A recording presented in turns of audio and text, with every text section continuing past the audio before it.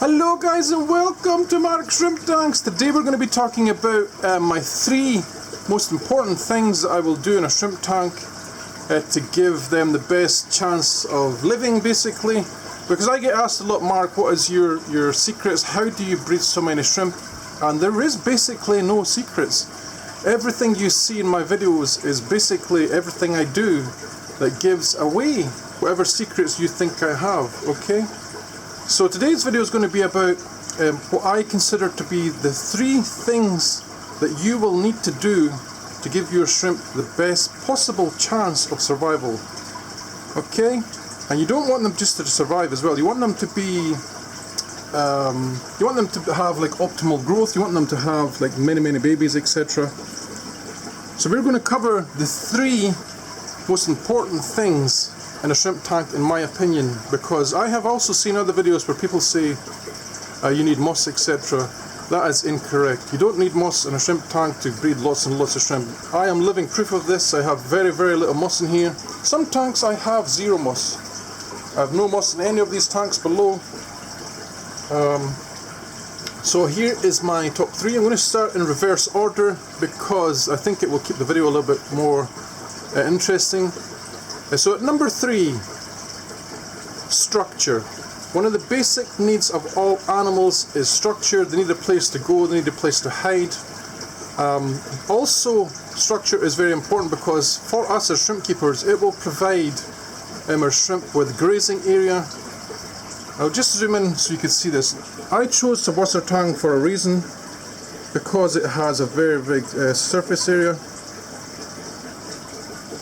And you can see that for yourself. As it grows, it creates more and more surface area. We use leaves in a tank because it gives things like bacteria, fungi, etc. surface area to grow in. This is what biofilm is. Okay, here's another example. Indian almond leaf, biofilm area. It gives the shrimp a place to graze on. So structure is very important. It also protects your females from overly aggressive males when it comes to molting times. You can see there's a molt here, just as I say it. There's little gaps in between the plants will provide enough structure for your females to go in and hide after molting. So structure is very important. It is my number 3. So let's see if we get a little bit closer picture here. Come on, focus. Okay, there you go. It is my number 3. What is number 2? Number 2 could have very well been my number 1 as well, but there's something more important in number 1, and my number 2 is basically water. Okay, you need good, clean water. You need water that has a little bit of movement in it, and you also need water that is oxygenated. Because quite often I see videos of people with their tanks and they will have a sponge filter in the corner and they'll have some bubbles coming up like this. And they think that's enough. It's not enough. Basically you need water movement and agitation. Now I'm going to use this filter in the corner here as an example. It is a sponge filter, but I have added an uplift pipe to it and a 45-degree bend to give the water more direction as well, because we want the water to go all the way around the tank like this, go down the bottom and then back to the filter, and we want it to keep on doing this. I'll just remove my hand because the camera doesn't want to focus. Let's try that again. So it goes like this and back to the filter.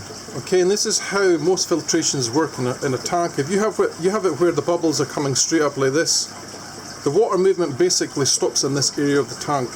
Okay, so water, good clean water is very important, and that is also true for us humans.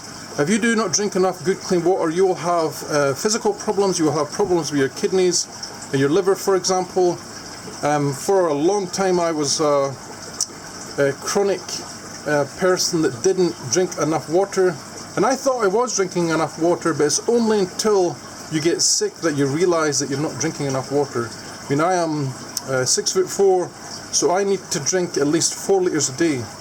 Now if you go and you look at 4 litres of water, you think, Jesus, that is a lot. It really isn't a lot.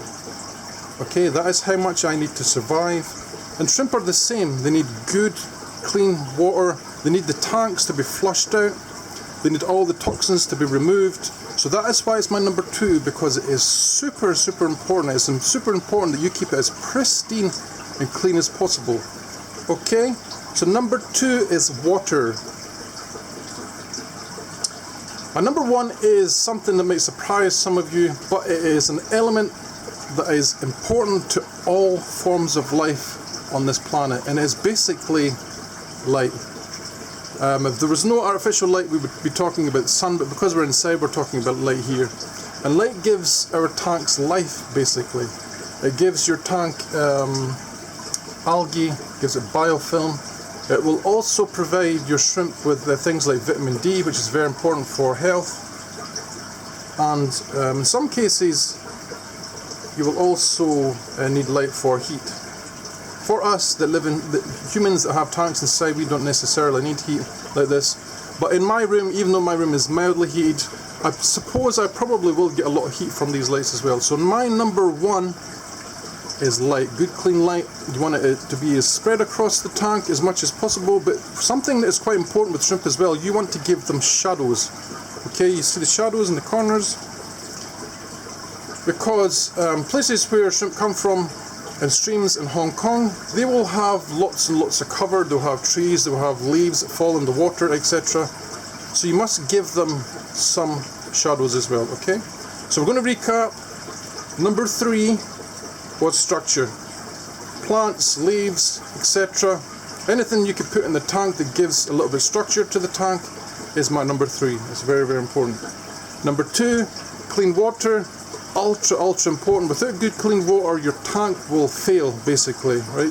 There will be times when you think, where's my shrimp, why can I never see them? This is when probably your tank is not being filtered good enough, the water is simply not clean enough, and your shrimp are being stressed and are hiding. This is also important when you do water changes as well. As much as we need good clean water, it is important that you try and match the parameters of your fresh water to your old. Typically when I do this, my variance will be like 50 parts per million TDS. So just say for example this one was 200 TDS, I would make this water 150 TDS, okay? And I would change water with this every so often until the water started to come down again, okay? Because the thing with water that is very, very important is, I mean, I have stressed this before, and I've often said to people, do no more than 2 water changes a month because you will stress your shrimp. That is advice I would give the novice shrimp keeper.